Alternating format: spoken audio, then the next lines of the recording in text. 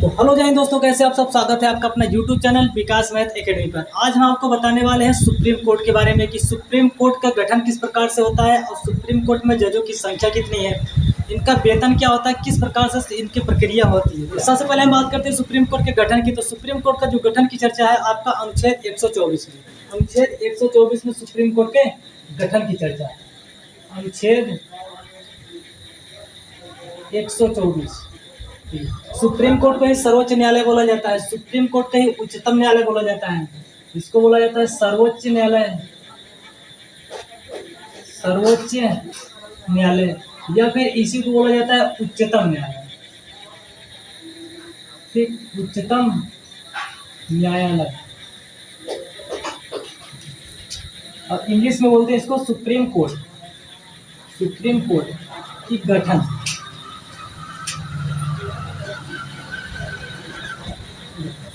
तो देखिए, जब भारतीय संविधान बन रहा था तो इसमें जो है आपका अनुच्छेद 124 में बोला गया कि भारत का जो सबसे बड़ा कोर्ट होगा और सुप्रीम कोर्ट होगा और उसकी संख्या कितना होगा तो एक होगा। देखिए, अलग बात है कि आपका 130 में बोला गया है कि अगर राष्ट्रपति चाहेंगे तो एक अलग से जो है सुप्रीम कोर्ट ब्रांच खोल सकते हैं, लेकिन यहाँ पे फिलहाल इतना बोला गया है कि एक सुप्रीम कोर्ट होगा। किसमें? अनुच्छेद 124 में। अब इसको बात करते हैं कि इसमें जज कितने होते हैं, उनकी नियुक्ति किस प्रकार से होती है, सारी चीज़ों के बारे में बात करते हैं। सबसे पहले हम बात करते हैं जजों की संख्या। इसमें जजों की संख्या जो होता है कुल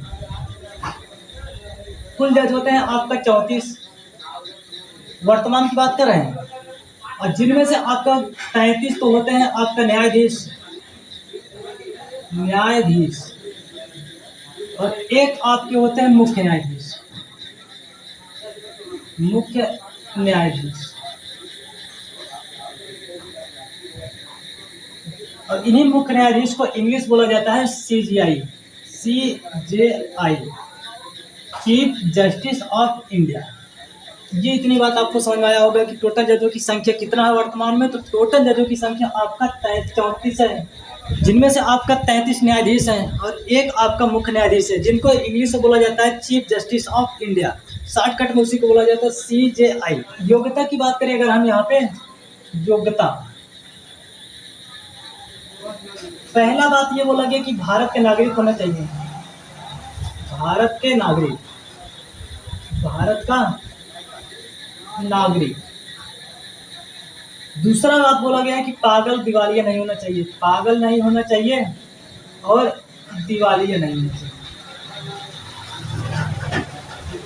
जो बोला कि पागल तो समझ में आ रहा होगा, लेकिन कहेंगे कि दिवालिया क्या है।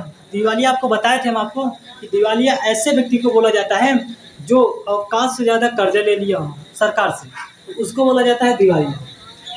तो और अगला पॉइंट आपका बोला है किसी भी हाई कोर्ट में 5 साल जज के पद पे रहे हों, या फिर उसके अलावा एक कंडीशन और बोला गया कि किसी भी हाई कोर्ट में 10 साल वकील रहे हों। इन सारी चीज़ों के बाद भी एक शब्द और बोला गया कि राष्ट्रपति की नज़र में कानून का अच्छा जानकार होना चाहिए। क्या होना चाहिए? तो राष्ट्रपति की नज़र में, राष्ट्रपति के नज़र में कानून का अच्छा जानकार होना चाहिए, अच्छा जानकार होना चाहिए।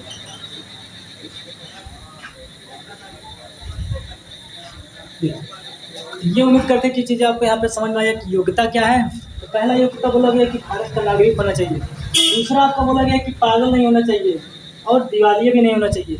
तीसरा आपका बोला गया कि किसी भी हाई कोर्ट, देखिए सुप्रीम कोर्ट आपका सबसे उच्चतम न्यायालय होता है, उसके नीचे जो होता है वो आपका हाई कोर्ट होता है, उसके नीचे आपका डिस्ट्रिक्ट कोर्ट होता है। ये बोला गया है कि सुप्रीम कोर्ट तो ऊपर हो गया, तो सुप्रीम कोर्ट के नीचे क्या हो गया, तो हाई कोर्ट हो गया। तो ये बोला गया है कि हाई कोर्ट में 5 साल जज के पद पर रहे हों, या फिर उसके अलावा 10 साल वकील के पद पर रहे हों, या उसके साथ साथ राष्ट्रपति की नज़र में कानून का अच्छा जानकार होना चाहिए। ये इनका रहा योग्यता। अब हम समझते हैं कि इनकी नियुक्ति कौन करता है और किस प्रकार इनकी नियुक्ति होता है। तो देखिए, यहाँ पे हम हटा रहे हैं, इसको मिटा रहे हैं। अगर लिखना चाहे तो लिख सकते हैं आप थोड़ा सा। देखिए आगे बढ़ते हैं।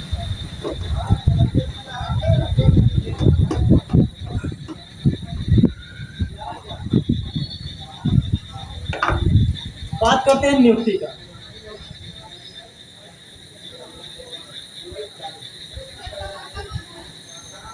देखिए, अगर नियुक्ति की बात करें तो नियुक्ति में सबसे पहले हम समझते हैं यहाँ पे 33 न्यायाधीशों का। किसका?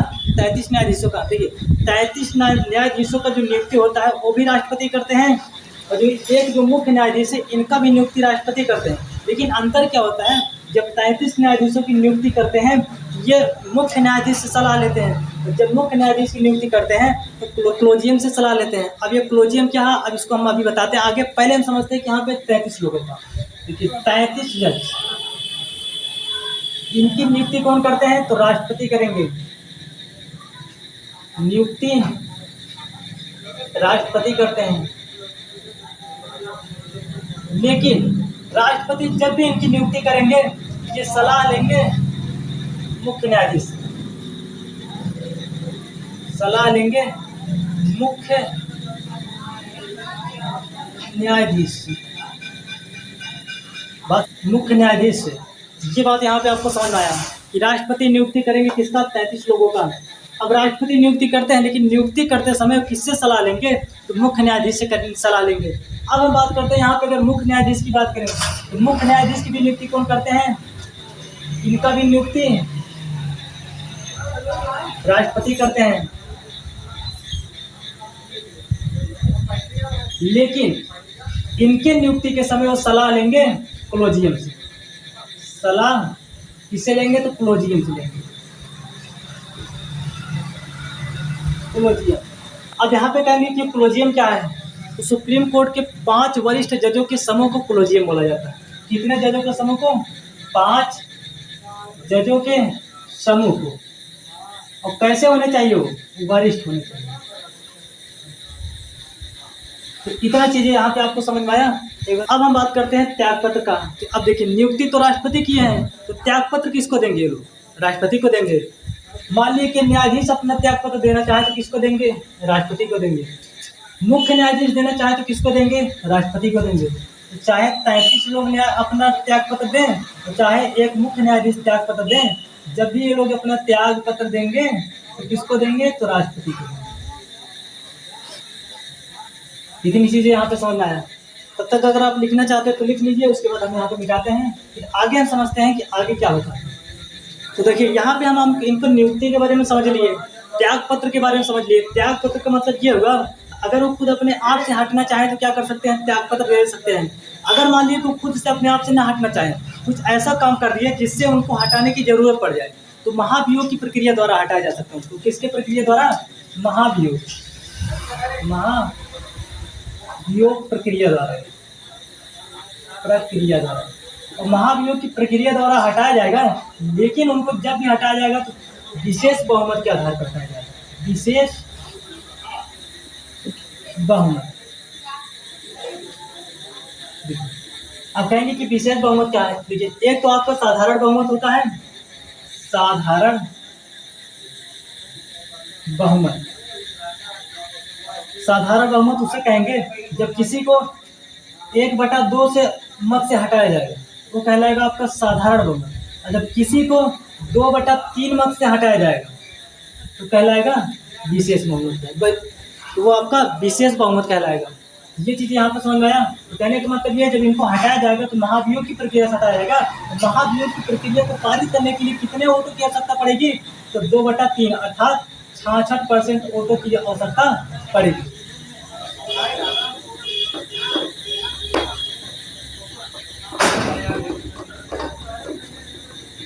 तो अब हम यहाँ पे आगे समझते हैं अनुच्छेद 125।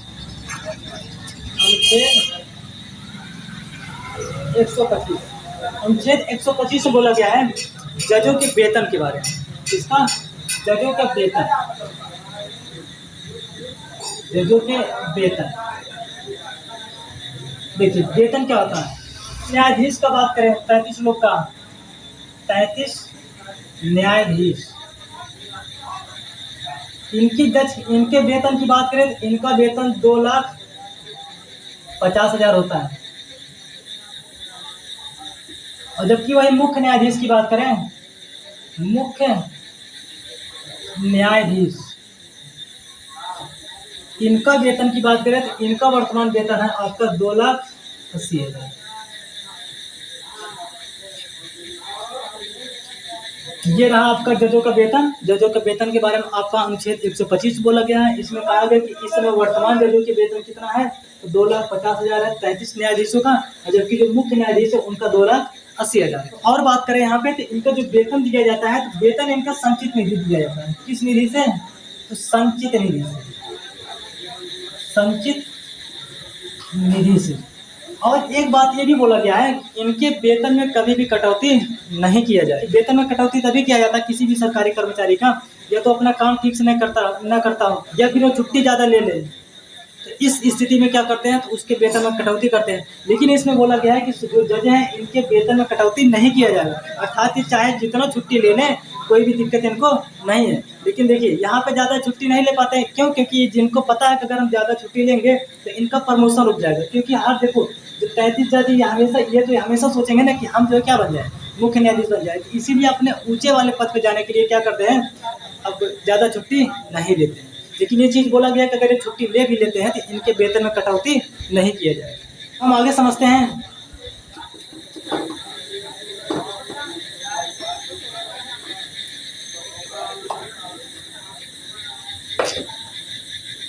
देखिए 24 तो कंप्लीट हो गया, 25 भी कंप्लीट हो गया। अब किसका नंबर है? 26 का। अनुच्छेद 26 में बोला गया है कार्यकारी मुख्य न्यायाधीश।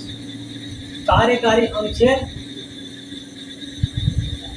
126, कार्यकारी मुख्य न्यायाधीश। मुख्य न्यायाधीश CJI, chief justice of India. देखिए 33 तो आपके न्यायाधीश रहते हैं, मतलब जज,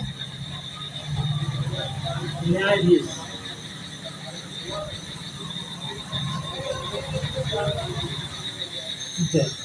एक आपके क्या रहते हैं, तो मुख्य न्यायाधीश, जिनको CJI, chief justice of India बोला जाता है। देखिए 126 में बोला गया है कि मान लेते हैं कि अगर ये मुख्य न्यायाधीश कहीं चले जाए, छुट्टी ले लें 4 दिन 5 दिन 10 दिन, या फिर कहीं विदेश घूमने के लिए चले जाएं, या फिर इनकी तबीयत खराब हो जाए, अर्थात कहने का मतलब ये है कि किसी भी प्रकार से इनका पद खाली हो जाए। यदि इनका पद खाली हो जाता है तो 33 न्यायाधीशों में से जो सबसे वरिष्ठ न्यायाधीश रहेंगे उन्हीं को कुछ समय के लिए अस्थायी रूप से बना दिया जाता है मुख्य न्यायाधीश। और जब भी इनको मुख्य न्यायाधीश नियुक्त किया जाएगा तो ये दोबारा शपथ नहीं दिलाया जाएगा। क्यों? क्योंकि ये ऑलरेडी पहले से यहाँ पे क्या कर चुके हैं, शपथ ले चुके हैं। एक पॉइंट और इसमें क्या है, जब भी 33 न्यायाधीशों में से किसी एक को जब मुख्य न्यायाधीश बनाया जाएगा तो इनका जो वेतन रहेगा मुख्य न्यायाधीश के बराबर रहेगा, और इनकी शक्तियाँ जो रहेगी मुख्य न्यायाधीश के बराबर रहेगा। ठीक, मान लेते हैं कि ये न्यायाधीश सिर्फ एक दिन के लिए यहाँ पे कार्य किए।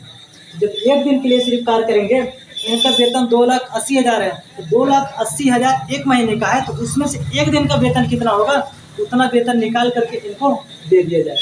बस ना, ये और होते कैसे हैं, तो अस्थायी नियुक्त किया जाएगा, अस्थायी नहीं अस्थायी। अस्थायी का मतलब ये है कि इनको जब भी मुख्य न्यायाधीश वापस आ जाएंगे तो इनको फिर से कहाँ भेज दिया जाएगा, 33 न्यायाधीशों में। बस ना, तो ये रहा। फिर आगे हम देखिए, आगे हम समझते हैं अनुच्छेद 127।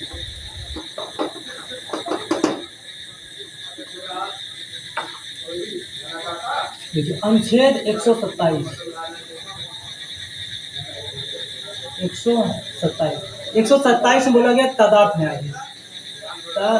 तदर्थ न्यायाधीश। तो अब हम समझते हैं कि तदर्थ न्यायाधीश क्या होता है। क्या समझते हैं? अब ये समझते हैं कि तदर्थ न्यायाधीश क्या होते हैं। देखिए यहाँ पे सुप्रीम कोर्ट आपका एक ही है। हाई कोर्ट की बात करें तो हाई कोर्ट कितने हैं, तो हाई कोर्ट 25 है वर्तमान में। देखिए जब सुप्रीम कोर्ट में जजों की संख्या में कमी हो जाएगा तो वो सुप्रीम कोर्ट के मुख्य न्यायाधीश हैं और राष्ट्रपति से सिफारिश करेंगे, और राष्ट्रपति क्या करेंगे, वो हाई कोर्ट से जो मुख्य न्यायाधीश हैं उनसे सलाह लेंगे, और सलाह ले करके कुछ हाई कोर्ट से जजों को क्या बुला लेंगे, कहाँ पे, सुप्रीम कोर्ट में बुला लेंगे। तो वही जो हाई कोर्ट से जज आए हैं सुप्रीम कोर्ट में, वही जज कहलाते हैं तदर्थ न्यायाधीश। बस मैं तो कहने का मतलब ये है, ये रहा आपका सुप्रीम कोर्ट। ठीक, और सुप्रीम कोर्ट के सबसे मुख्य कौन होते हैं, तो मुख्य न्यायाधीश होते हैं। मुख्य न्यायाधीश होते हैं। अब मान लेते हैं कि सुप्रीम कोर्ट में जजों की संख्या में कमी हो गया।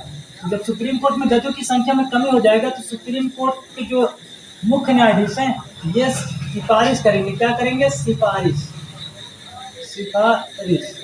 किससे करेंगे? तो राष्ट्रपति से करेंगे। राष्ट्रपति से सिफारिश करेंगे। राष्ट्रपति क्या करेंगे? तो राष्ट्रपति हाई कोर्ट जो होता है, देखिए हाई कोर्ट का संख्या कितना वर्तमान में? तो 25 है। देखिए हाई कोर्ट के जो मुख्य न्यायाधीश रहेंगे, मुख्य न्यायाधीश, इनसे राष्ट्रपति क्या करेंगे? तो सलाह लेंगे। अब ये सलाह लेंगे हम हाई कोर्ट के मुख्य न्यायाधीश से। ये बताइए मुख्य न्यायाधीश जी, आप जो हाई कोर्ट है 25, इनमें से किसके पास जजों की संख्या ज़्यादा है, या फिर किनके पास इतना जज है कि अगर 2-4 लोग हट जाएंगे तो कोई ज़्यादा प्रभाव नहीं पड़ेगा। तो कोई ना कोई ऐसा तो होगा, ऐसा तो हो नहीं सकता कि सभी जो हाई कोर्ट में जजों की संख्या कमी हो। कोई ना कोई ऐसा हाई कोर्ट रहेगा जो अपने यहाँ से कुछ लोगों को क्या कर देगा? भेज देगा। कहाँ पे? सुप्रीम कोर्ट में। तो जब हाई कोर्ट से जज निकल के जाएंगे सुप्रीम कोर्ट में तो वही जज क्या कहलाएंगे? आपका तदारथ न्यायाधीश। बात समझ आया? तो ये भी क्या होते हैं? तो अस्थायी नियुक्त किए जाते हैं। अस्थायी नहीं, अस्थायी। जैसे यहाँ पे पुनः वापस आ जाएंगे पीछे वाले सब मुख्य न्यायाधीश, तुरंत ही फिर अपने स्थान पर आ जाएंगे हाई कोर्ट में। अब बात करते हैं अगर इनके वेतन का। देखिए हाई कोर्ट में जो जजों का वेतन होगा वो तो कम होगा सुप्रीम कोर्ट वाले से। तो ये जब यहाँ से हाई कोर्ट से सुप्रीम कोर्ट में जाएंगे तो इनका वेतन भी सुप्रीम कोर्ट के जज के बराबर हो जाएगा और इनको सुविधाएं भी सुप्रीम कोर्ट के जज के बराबर हो जाएगी। उम्मीद करते हैं कि ये चीज़ें आपको यहाँ पे समझ आया। एक बार आप इसको लिखना चाहते हैं लिख सकते हैं, फिर हम आगे बढ़ते हैं। अगला अनुच्छेद आपका अनुच्छेद 128 में आपका सेवानिवृत्ति चर्चा है। सेवानिवृत्त आप कहेंगे कि सेवानिवृत्त क्या है? तो रिटायर्ड जजों को ही सेवानिवृत्त बोला जाता है। रिटायर कैसे जज? रिटायर। देखिए तो देखिए यहाँ पर समझिए, अभी हम आपको बताया है कि तदर्थ न्यायाधीश। तदर्थ न्यायाधीश क्या होते हैं? तो जब सुप्रीम कोर्ट में जजों की संख्या में कमी हो जाता है तो हाई कोर्ट से जज आते हैं सुप्रीम कोर्ट में, वही जज कहलाते हैं क्या? तदर्थ न्यायाधीश कहलाते हैं। मान लेते हैं कि ऐसी स्थिति आ जाए कि हाई कोर्ट जज को देने के लिए मना कर दे सुप्रीम कोर्ट में। मान लेते जज कह दे हमारे पास जजों की संख्या कम है, हम नहीं दे सकते। देखिए 25 हाई कोर्ट है और 25 के 25 क्या कर दें? जज देने के लिए तैयार ना हो। तो ऐसे स्थिति में क्या करते हैं? राष्ट्रपति किसको बुलाएंगे? तो रिटायर वाले जज को नियुक्त करते हैं। किसको? रिटायर। तो इसमें ही बोला गया सेवानिवृत्त। सेवानिवृत्त मतलब जब सुप्रीम कोर्ट में जज की संख्या कमी होगी तो तदर्थ न्यायाधीश को बुलाया जाएगा। अगर मान लेते हैं कि तदर्थ न्यायाधीश नहीं आ रहे हैं या फिर तदर्थ न्यायाधीश नहीं उपलब्ध हो रहे हैं तो उस स्थिति में जो सुप्रीम कोर्ट के रिटायर्ड जज हैं उनको बुलाया जाएगा। किस कैसे जज को? रिटायर्ड जज को। ठीक, ये रिटायर्ड जज आएंगे और अस्थायी आएंगे। ये भी नहीं का अस्थायी। देखिए इनका कार्यकाल तो खत्म हो चुका है, अपना पूरा सेवा दे चुके हैं जज में, और जब भी इनको इमरजेंसी में बुलाया जाएगा तो सिर्फ कुछ समय के लिए बुलाया जाएगा।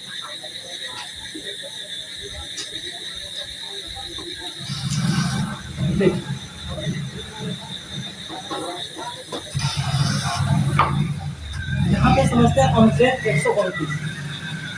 अनुच्छेद 129 देखिए अनुच्छेद 129 से बोला गया है कि सुप्रीम कोर्ट का अभिलेख न्यायालय होना। सुप्रीम कोर्ट का अभिलेख न्यायालय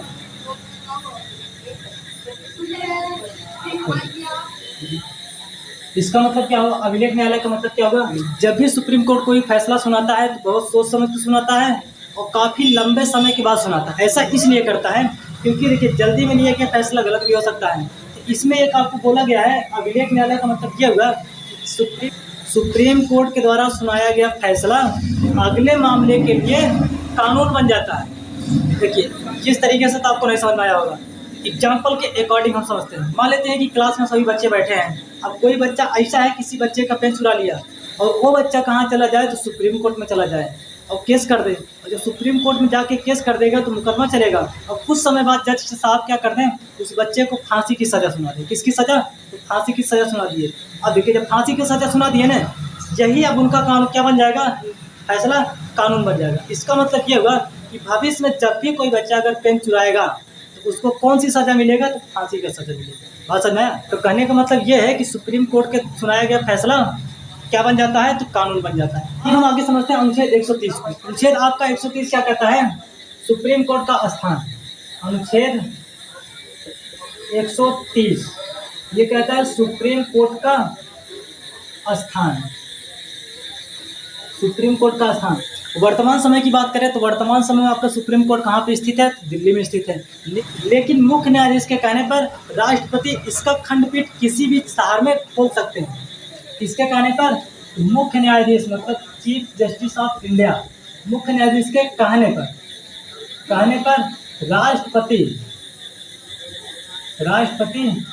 इसका खंडपीठ मतलब होता है ब्रांच, खंडपीठ अर्थात ब्रांच किसी भी शहर में खोल सकते हैं।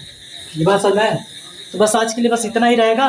तो एक बार हम फिर से रिवाइज करते हैं सबको, सारी चीज़ों को, फिर उसके बाद हम वीडियो कहीं पर रोकते हैं। देखिए समझते हैं स्टार्टिंग से।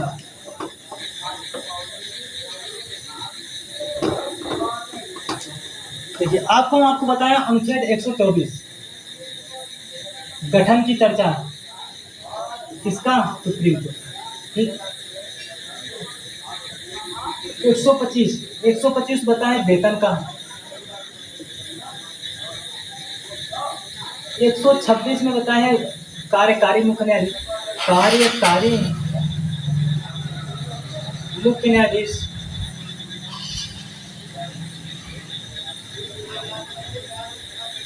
127 में बताया है तदार्थ न्यायाधीश,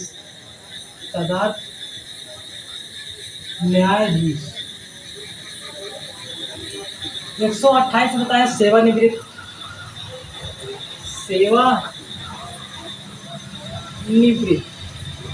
अर्थात रिटायर्ड।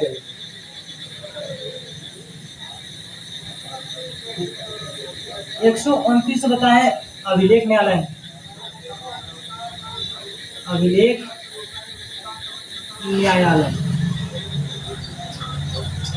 130 में बताया है आपका सुप्रीम कोर्ट का स्थान।